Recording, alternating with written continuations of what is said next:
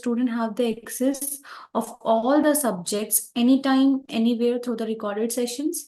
Then also Auricle provide notes with ultimate comprehensive book with CVME based question answers, MCQ, and full zone for self-assessment. Then also the MCQs are there from beginner level to expert level, which contain standard multiple choice questions. Then the students can also book a slot for personalized counseling session in which there will be direct interaction of the student with the counselor. Then Auricle also provide a subscriptions plan that is from basic to the premium. So basic plan is of 3 months, which includes services that is pre-recorded classes, live classes, quick revision examination module, and also in standard plan that is of 6,000, cost around 30,000. Standard plan 6 months, cost around 30,000, and the services are included are pre-recorded classes, live doubt clarification, quick revision examination module.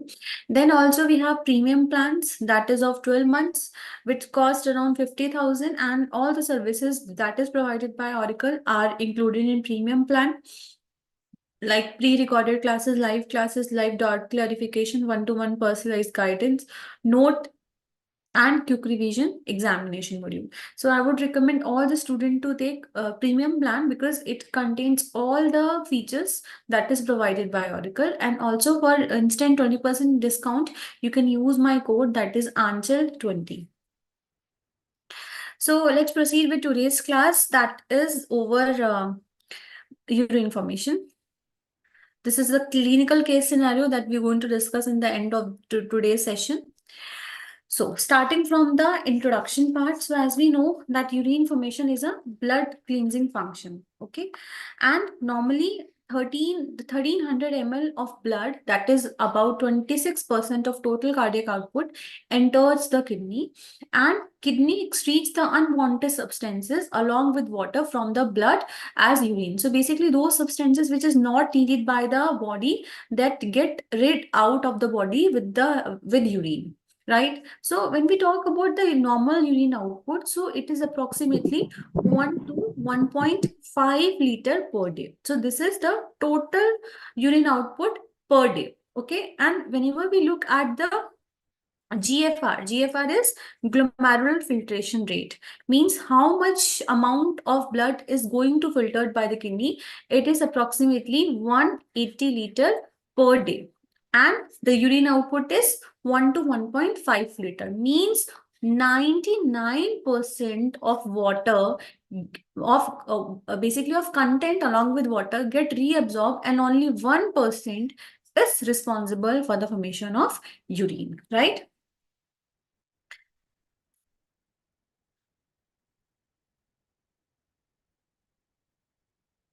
Then let's discuss the processes that are essential for the urine formation. So when we talk about the processes, so it includes 3 processes. That is, first is filtration, glomerular filtration, which is also known as ultrafiltration. Then tubular reabsorption is there, and secretion.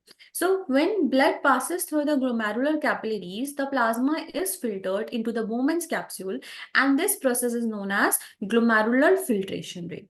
So means whatever the blood is come into the kidney and then travel with the help of efferent arteriole inside the nephron is filtered by the Bowman's capsule, right? Now the filtrate from the Bowman's capsule passes through the tubular portion of nephron. So to this portion, this is known as tubular portion. And when passing through the tubule, the filtrate undergoes various changes both in quality and quantity that we're going to discuss today, that what will be the changes. And many unwanted substances like glucose, amino acids, water, electrolytes are reabsorbed from the tubule. So basically that is occurred in this step, that is tubular reabsorption, means whatever the substances which is required by the body that get reabsorbed from filtrate to back to blood, and those substances which is not required by body that get secreted from blood back into the filtrate, so that they can excrete out from the body with urine, right? So and many wanted substances like glucose, amino acids are reabsorbed, and those substances which is not required by body, that will secrete it back to the filtrate, right? Now we're going to learn about the first step, that is glomerular filtration. So this is the body, this is the process by which the blood is filtered while passing glomerular capillaries by filtration membrane. And as we know, this is the first process of urine formation, right? And now we're going to discuss the structure of filtration membrane is well suited for filtration. So what are those structures? So basically filtrate membrane is formed by three layers. First, we have glomerular capillary membrane, then basement membrane, then visceral layer of Bowman's capsule. So basically, this glomerular capillary membrane is formed by single layer of endothelial cells which are attached to the basement membrane. Okay, so this is made up of single layer of endothelial cells. And the capillary membrane has also pores, and those pores are known as fenestrated pores, or another name is filtration pore. Okay, and through those pores the process of filtration occur. The next thing we have basement membrane. So the basement membrane of this glomerular capillaries and basement membrane of visceral Bowman's capsule fuse together, as we can see in the picture. They both, the basement membrane of Bowman's capsule and glomerular capillary, will fuse together, and the fused basement membrane separates the endothelium of glomerular capillary and epithelium of visceral layer of Bowman's capsule. And then third, we have the visceral layer of Bowman's capsule. Now, this layer is also formed of single layer, but it consists of flattened epithelial cells.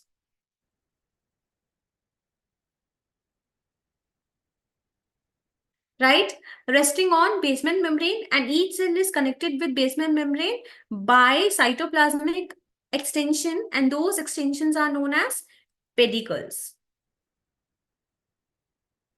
Okay, and epithelial cells with pedicles known as podocytes, right? So podocytes are the cells of Bowman's capsule. Okay, now we're going to learn about the GFR, that what is exactly GFR. Okay, so one question we are having, that what percentage of glomerular filtration is normally reabsorbed? That already we have discussed, that 99% will get reabsorbed and only 1% is required for the formation of urine. Okay, now GFR. So talking about the definition of GFR. So basically what is GFR? It is the total quantity of filtrate formed in nephrons of both the kidney in the given unit of time. So always remember, GFR is filtrate formed by all the nephron. Remember, all the nephron of both the kidney, and its rate is 125 ml per minute and 180 liter per day. Now we're going to discuss that what are the factors that are responsible and what are the factors that are affecting its rate also.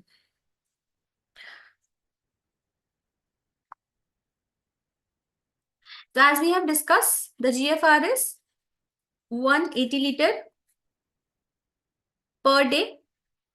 Now we're going to discuss about some forces, that forces together known as Starling forces. Okay, so basically some pressures are there which determine the GFR, and those pressure we have hydrostatic pressure,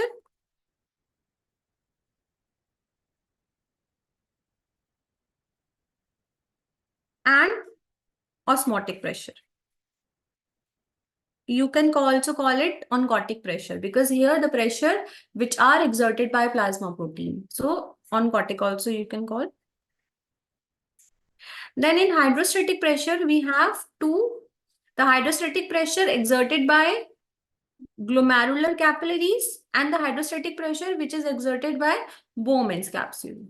And same in osmotic, we have osmotic pressure which is exerted by glomerular capillaries and the osmotic pressure which is exerted by Bowman's capsule, right?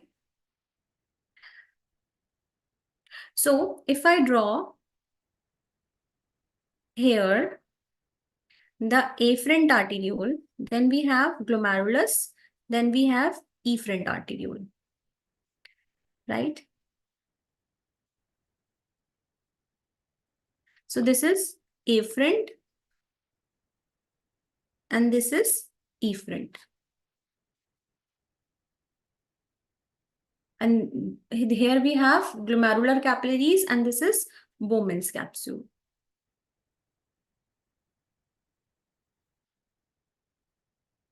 And again, I'm repeating that this is the very important topic and usually asked in the university exams also. So what happens whenever the amount of blood that is carried by the afferent arterioles goes inside these glomerular capillary for filtration. Now what happened? The pore size of these capillaries is small. That's why all the substances which are present inside the blood that cannot be filtered, right? So the substances which cannot be filtered includes plasma proteins and some blood cells, okay? But mainly plasma proteins. So plasma proteins cannot be reabsorbed back, cannot be filtered through the glomerular capillaries, okay? So plasma proteins are those substances. So what happened whenever there will be hydrostatic pressure that is exerted by glomerular capillary, so its tendency to get filtered. So it always exerts the pressure downwards, right? So means this is the favorable force. Okay, this always favors the rate. This always favors the GFR, the process of GFR. Basically, it always favors the process of filtration. Okay. Now, next we have the hydrostatic pressure that is exerted by Bowman's capsule, right? So this pressure exerted by the filtrate in the Bowman's capsule. Okay. So the hydrostatic pressure of Bowman's capsule is the pressure which is exerted by Bowman's capsule, and this is also known as capsular pressure. Okay. And it is about 15 mmHg, and its tendency to always oppose the GFR. So basically, this is the opposable force. This always oppose filtration. Okay. Then next we have osmotic or oncotic. So in oncotic, first we have the oncotic pressure which is exerted by glomerular capillaries.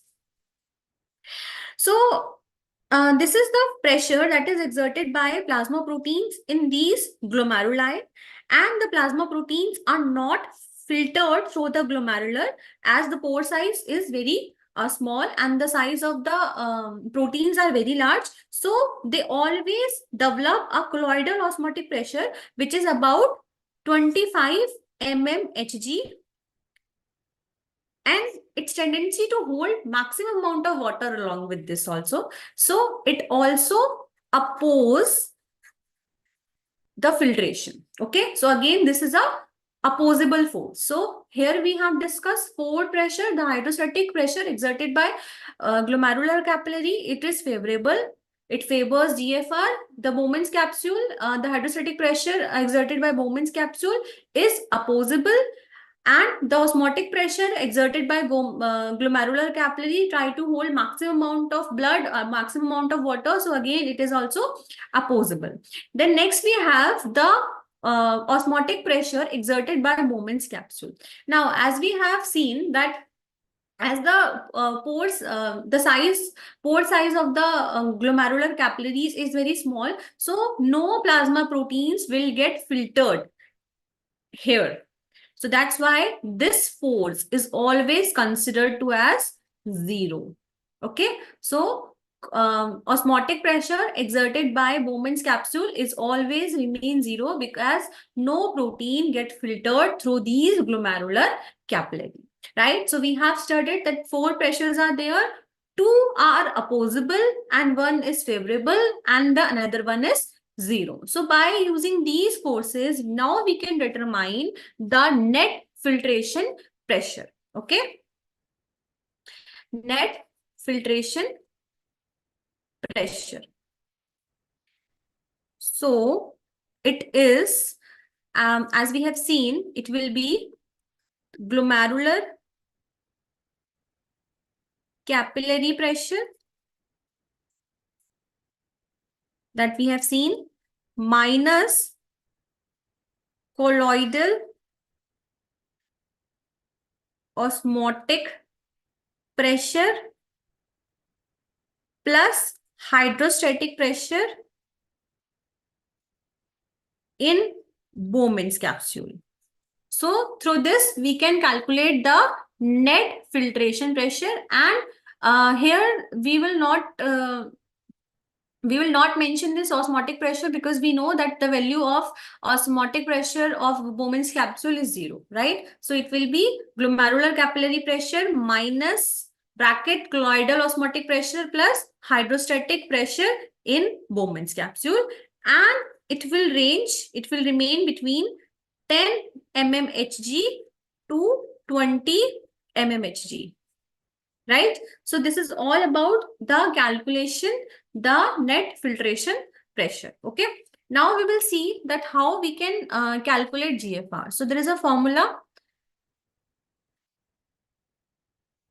So it will be Kf into net filtration pressure. So as already we have calculated net filtration pressure, and this value is always remain constant. The value of coefficient filtration, it is approximately 12.5. So if we have net filtration pressure, just assuming 10, so it will be 125 ml per minute. So this is how we calculate GFR.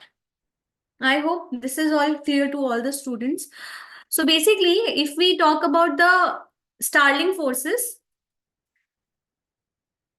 so Starling hypothesis and Starling forces of filtration, they are basically for determination of net filtration pressure, which is based on Starling hypothesis. And Starling hypothesis states that net filtration through capillary membrane is proportional to the hydrostatic pressure differences that already we have discussed across the membrane minus oncotic pressure difference, and hydrostatic pressure within the glomerular capillaries is the glomerular capillary pressure, and all pressure involved in determination of filtration, that are Starling forces of filtration, that already we have discussed. One more thing is there, that is filtration fraction. So basically, filtration fraction is the balance between pressure favoring filtration and pressure opposing filtration. Okay, and otherwise it is also known as effective filtration pressure that we have discussed. Now let's look at the filtration fraction. Now this filtration fraction is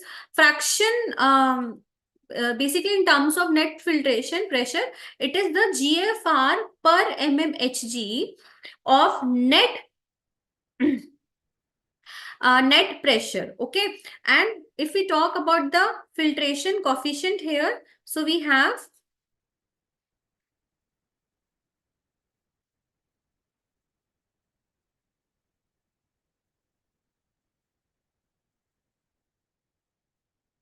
the GFR upon filtration pressure. So GFR, we know it is 125 ml per minute, and filtration pressure is about 20. So it will be 6.25 ml per mmHg. That we have discussed filtration coefficient, and let's talk about now filtration fraction. So basically this filtration fraction is fraction of the renal plasma which becomes the filtrate, and it is the ratio between renal plasma flow and GFR, right? So it is the ratio between renal plasma flow and the amount of plasma flow into the kidney and GFR. So it will be GFR upon renal plasma flow into 100 when we talk when we calculate it in percentage. So as we know, GFR is 125 and renal plasma flow is 650 ml per minute into 100. So it will be 19.2%. And normal filtration fraction varies from 15% to 20%. So this is all about the filtration fraction and filtration coefficient, right? Now, let's discuss the Starling forces. Already we have discussed the hydrostatic pressure gradient and osmotic pressure gradient. And I hope all the now all the questions are very, very clear to the students. Now, next we're going to discuss about the factors that is affecting the rate of GFR. And this is the very, very important question. Okay, so the factors affecting GFR, first we have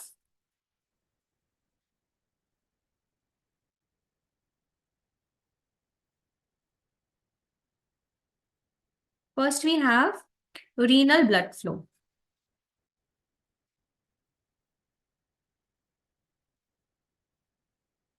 So always remember this renal blood flow is directly proportional to GFR.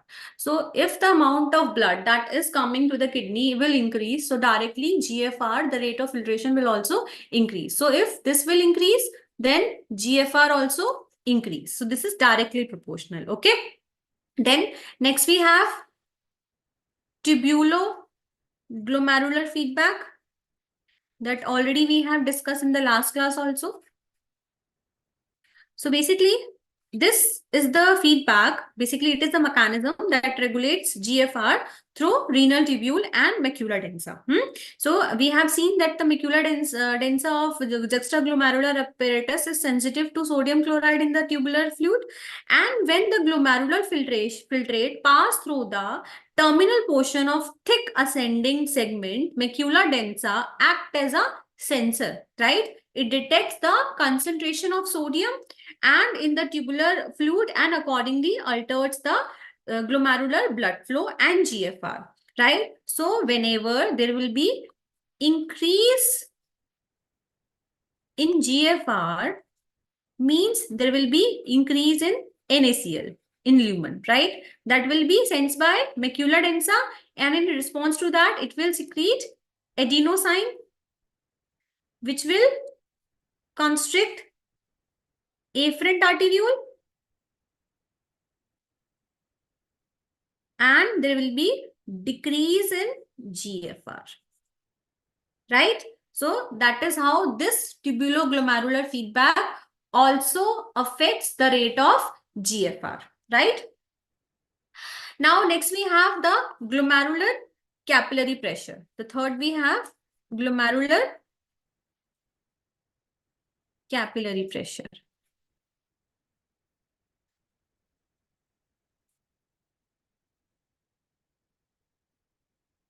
Now, as we have seen, the glomerular capillary pressure means the hydrostatic pressure that is exerted by glomerular capillaries. And we have seen this is the favorable force or favorable pressure, we can say. So this is also directly proportional to GFR. If this will increase, then directly GFR also increase, right? Now, next we have colloidal osmotic pressure. As we have seen, this is opposable force. So this is inversely proportional to GFR. So if this will increase, then GFR will decrease, right? So basically the GFR is inversely proportional to colloidal osmotic pressure, which is exerted by plasma protein in glomerular capillary blood that we have seen. And normal colloidal osmotic pressure is about 25 mmHg. And when this colloidal osmotic pressure exceeds its limit from 25 mmHg to above, then directly the rate of GFR means the GFR will decrease, right? Then fifth, we have the hydrostatic pressure.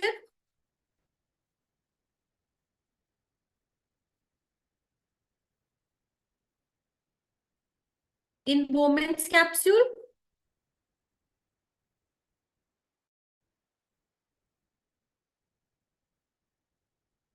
So, as we know, this is also a opposable force. We have seen already. So, this is also inversely proportional to GFR. So, normally it is approximately 15 mmHg. And when the hydrostatic pressure increase in the Bowman's capsule, it decreases GFR. Okay. And hydrostatic pressure in Bowman's capsule increases its condition like whenever there will be obstruction in urethra or in case of edema of kidney. right? So in these cases, this can be increased and it will directly affect the rate of GFR also. Then next we have constriction of afferent arteriole.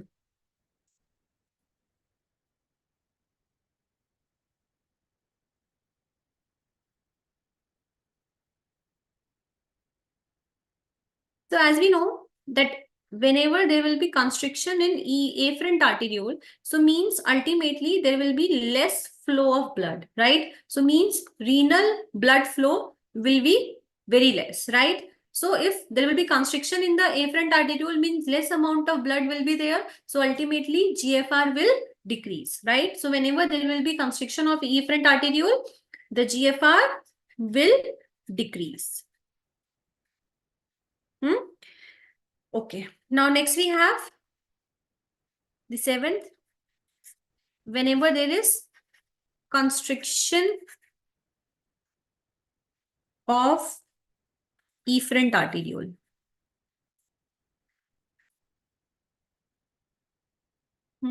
Now in constriction of efferent arteriole, we have two stages that we're going to discuss here.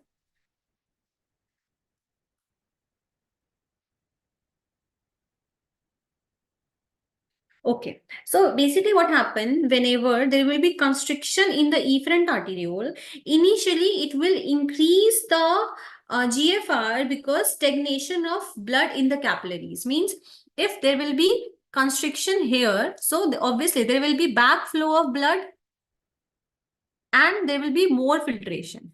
So it will remain for short period of time. But if this constriction persists for a long period of time, ultimately there will be backflow of blood from afferent arteriole also, and ultimately it will lead to the decrease in GFR. Okay, so at initial level, there will be increase in GFR, and later when all the substances are filtered from the blood, further filtration does not occur because efferent arteriole constrict the outflow of blood from glandular and no fresh will be able to enter. So at later stage, it will decrease GFR. Okay, so always remember at the initial stage, it will increase and later it will decrease. Now, next we have the sympathetic stimulation.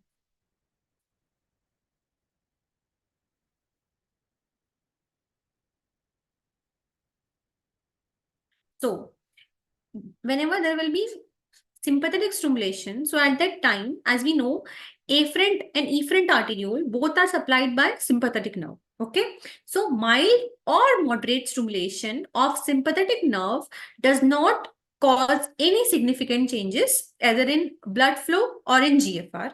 But whenever there will be strong sympathetic stimulation, that will cause severe constriction of both afferent as well as efferent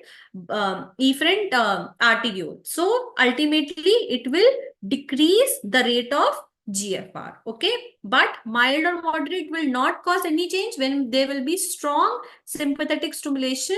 So ultimately, both efferent and afferent arteriole will constricted, and this leads to decrease in the rate of GFR.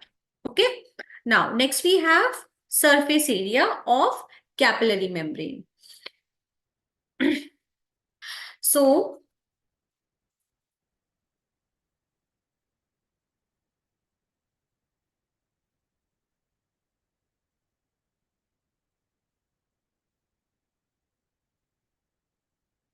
as we know, GFR is directly proportional to surface area. Means if there will be increase in the surface area, so obviously there will be more and more filtration of blood will occur. So ultimately it will lead to increase in GFR. Okay. So if surface area will increase, so means it will also increase the rate of GFR. If more surface area will be there, so GFR will also increase.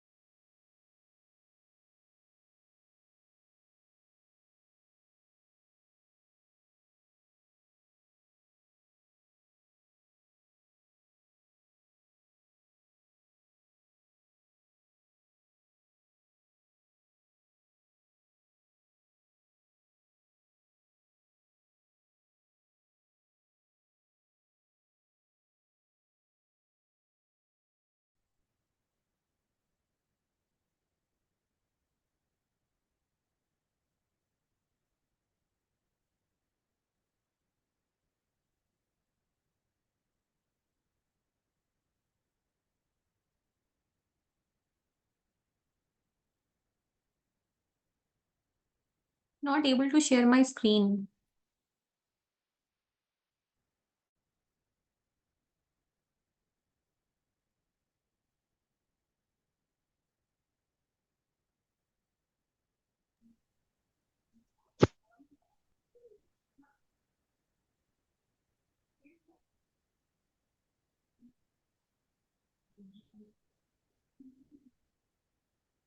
Okay, so we were studying about the factors affecting GFR. So 10th factor we are having permeability of capillary membrane. So as we know, if there will be more, if the permeability of capillary membrane will increase, so at that time obviously the more and more filtrate can be passed through it, so directly it will increase the rate of GFR. So GFR is directly proportional to the permeability. Okay, so whenever the permeability will increase, so directly it will increase the GFR also. And also in many condition, in many abnormal condition like hypoxia, or whenever there is any lack of blood supply, or in case of any presence of toxic agents, so what happens, the permeability of the membrane increase, and in such condition even the plasma proteins can also pass through the glomerular capillaries and also excrete it out. Okay, now, next we have some hormones.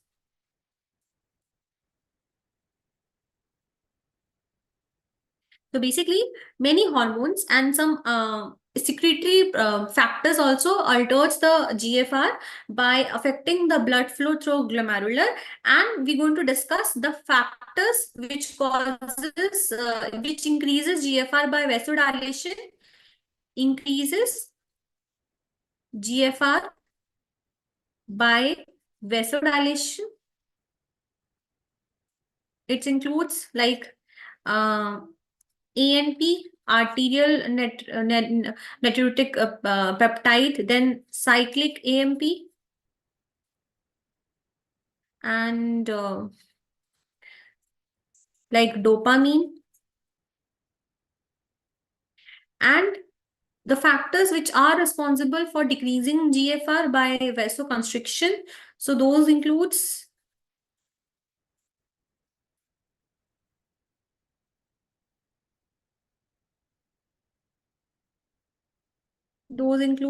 like angiotensinogen, angiotensin 2, and endothelin. Okay, so this is all about the factors affecting the rate of GFR that we have discussed. Okay, now we're going to discuss about the second step, that is tubular reabsorption.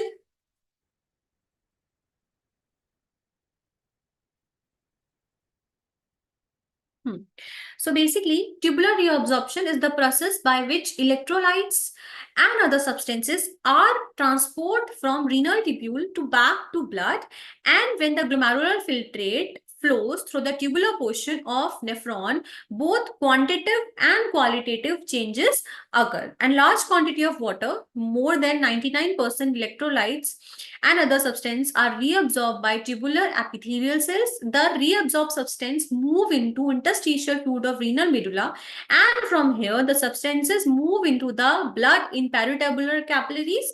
Since the substances are taken back into the blood from glomerular filtrate, the entire process is known as reabsorption. And now again we're going to understand with the help of the diagram. So here we have the movement capsule, then we have PCT, then loop of Henle,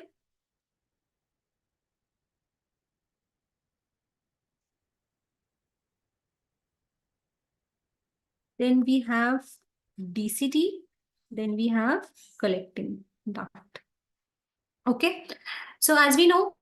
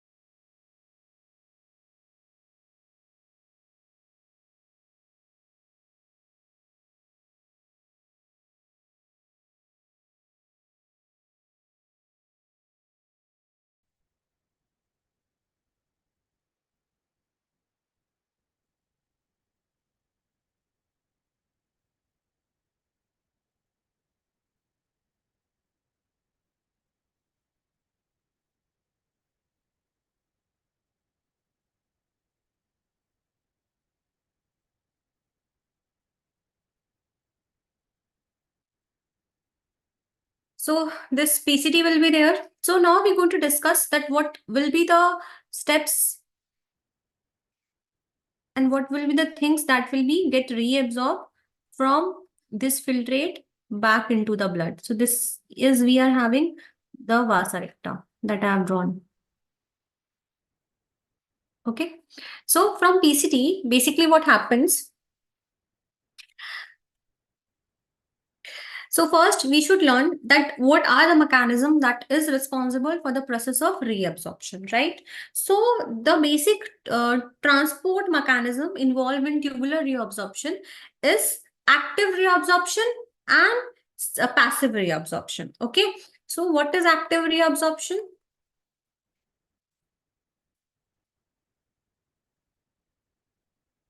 So in active reabsorption, basically this is the movement of molecules against the concentration gradient, and also it requires the energy, means it requires energy in the form of ATP. Okay, because there will be absorption of molecules against the concentration gradient. And in passive reabsorption,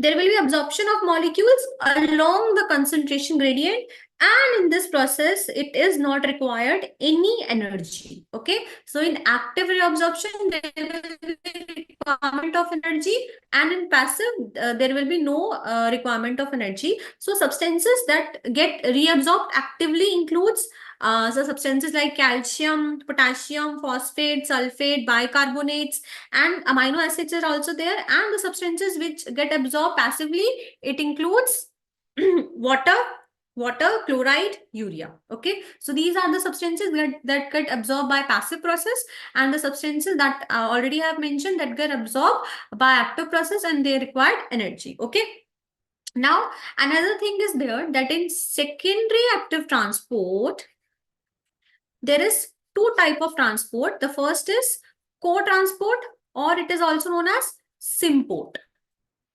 Okay, and another thing is antiport. So co-transport means two molecules get moved together, means two molecules are going to get reabsorbed together, and as the name suggests, NT, so means one molecule is going to get reabsorbed, and in exchange of it one is going to get secreted. Okay, so this is about antiport, and when two molecules are together going to get reabsorbed, that process is known as symport, right? So let's discuss the second step, that is tubular reabsorption.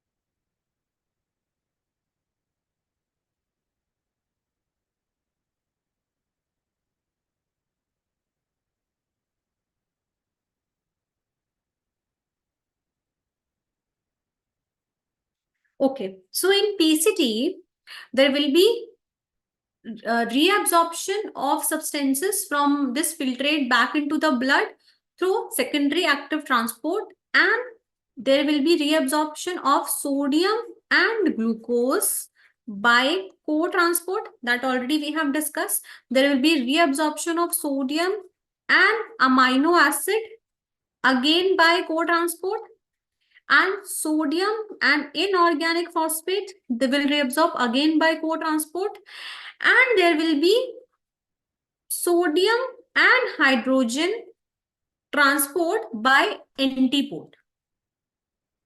Okay, means in this case sodium get reabsorbed and hydrogen will be secreted. Okay, and in PCT again there will be reabsorption of H2O. 85% will be reabsorbed water by the process that is osmosis, which is a passive process, means it does not require any energy. Okay, so these are the substances which get reabsorbed in the first structure, that is PCT, right?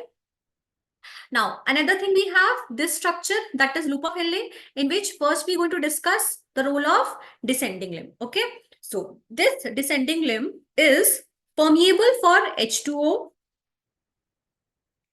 and impermeable for salt,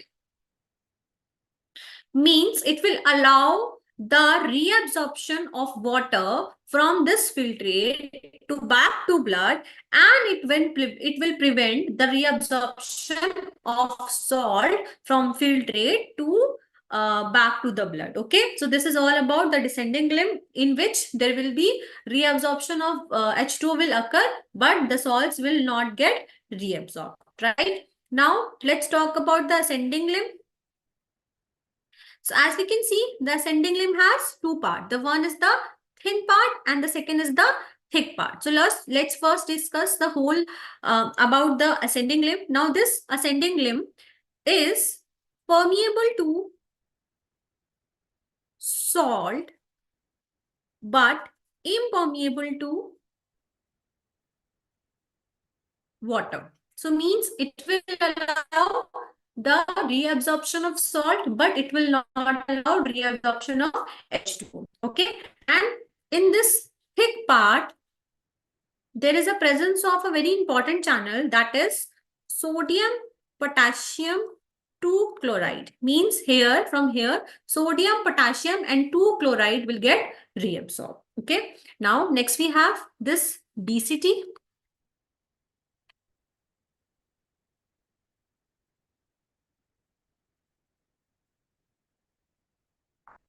So basically what happened in DCT, there will be secretion of some substances. Secretion means the substances which is not required by the blood, that will get back from the blood to the filtrate. So the secretion of substances like hydrogen, potassium, Na and chloride will occur. Okay. And also in PCT, there will be secretion of some substances, as one we have already seen, the hydrogen, and also along with hydrogen, there will be secretion of some substances like potassium and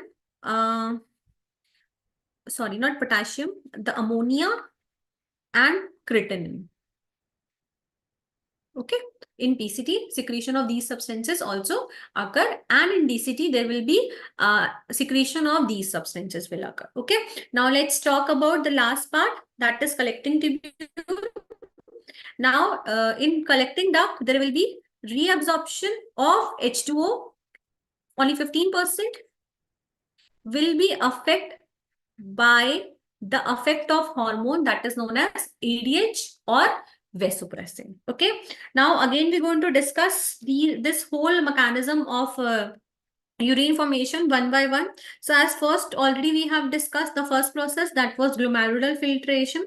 Now in second we have the reabsorption. So basically, as we have discussed, the reabsorption of the substances occur in almost all the segments of the tubular portion of nephron, that already we have seen, and substances reabsorb from the PCT, that we have seen basically the 7-8 of the filtrate, means about 88% of the reabsorption take place in PCT, and the brush border of epithelial cells that is present inside PCT increases the surface area and facilitate the process of reabsorption. And as we have seen, the substances from PCT that are absorbed like sodium, glucose, potassium, calcium, bicarbonate, chloride, phosphate, urea and water is there.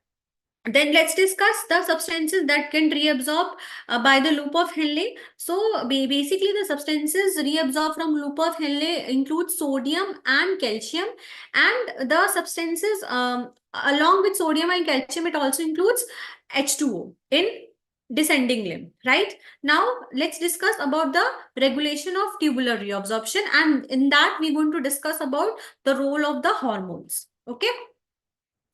So hormonal regulation.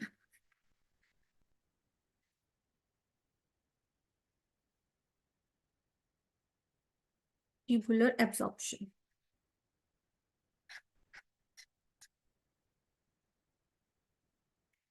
So first we talk about the role of aldosterone. So basically this increases sodium reabsorption in ascending limb, descending limb and collecting duct. Then we have angiotensin 2 This also increases sodium reabsorption in PCT, DCT, and distal tubule and collecting duct also. Then we have ADH that already we have seen. This increase water absorption in DCT and in collecting tubule also. Then we have calcitonin. It decreases calcium reabsorption. Then we have ANP. It decreases sodium reabsorption.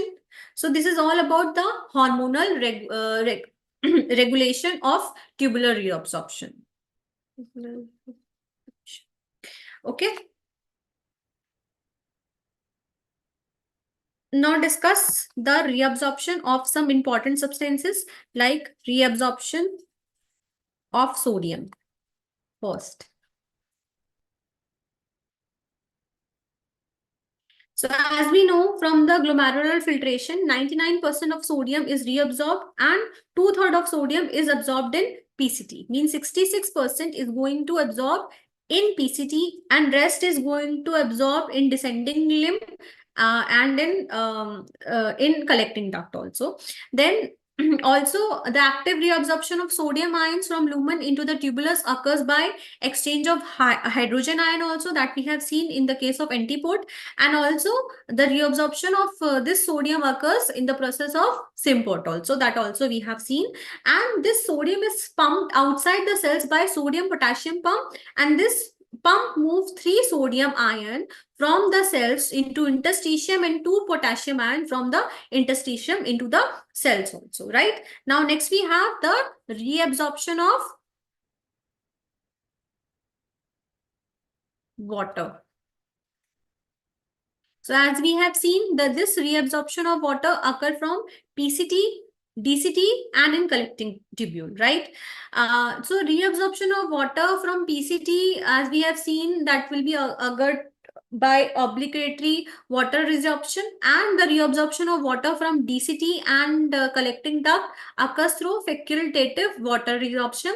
And also there is a mechanism of action that we have discussed, the action of ADH. So basically the ADH increases water reabsorption in DCT and collecting duct by stimulating the water channels that are known as aquaporins. And ADH combines with vasopressin V2 receptors in tubular epithelial cells membrane and activates the adenyl cyclase and to form cyclic AMP. And this cyclic AMP activates the aquaporin, which also increase the water reabsorption. Then last we have the reabsorption of glucose.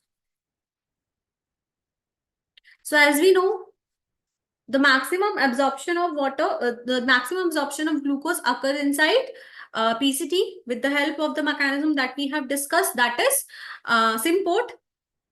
So complete reabsorption will take place PCT in transported by secondary active transport, sodium co-transport mechanism, and glucose and sodium bind to a common carrier protein in the luminal membrane of tubular epithelium and enters the cell. So this is all about the reabsorption of the important substances that we have discussed, right? Now another thing, the substances that is secreted in different segment.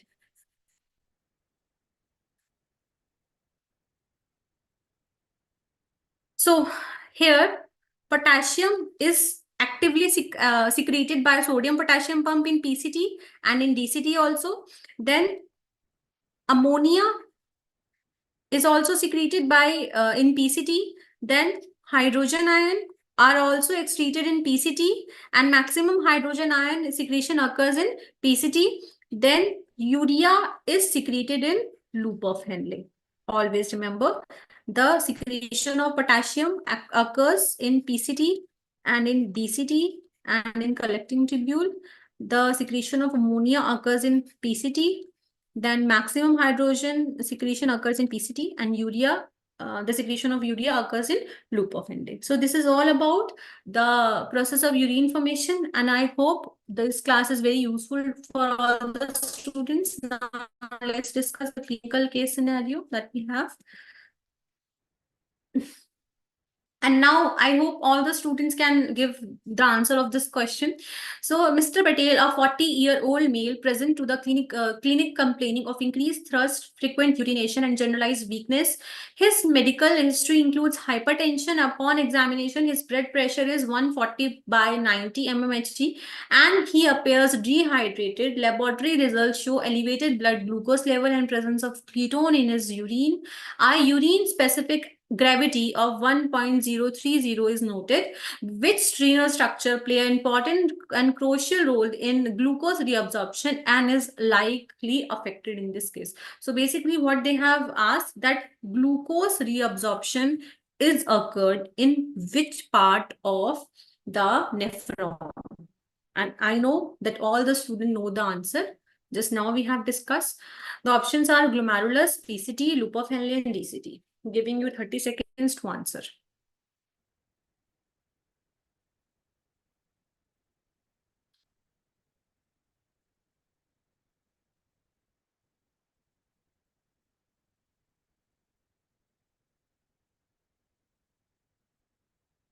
Yes, the answer is PCT. The 100% reabsorption of glucose occurs in PCT. Okay. So thank you.